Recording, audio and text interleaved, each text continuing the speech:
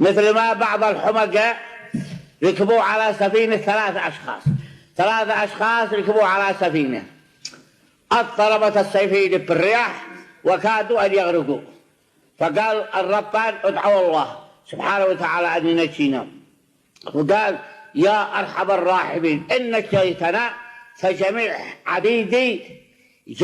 عبيدي كلهم أحرار لوجه الله.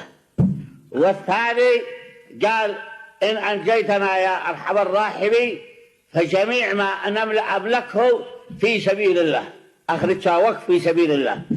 فواحد أحمد قال اللهم أني لا أملك عبيد أعتقهم ولا أملك أموال أجعلها في سبيل الله، لكن إن أنجيتنا فزوجتي ضارق.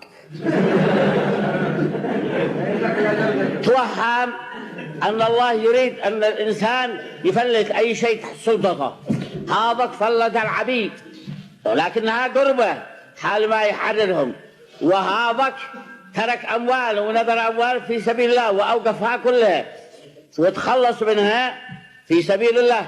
هو توهم أن الأجر يكون في هذا، قال اللهم إني لا أملك عبيدا لأعتقهم ولا أموالا لأوقفها في سبيل الله، ولكن إن أنجيتنا فزوجتي ضارك.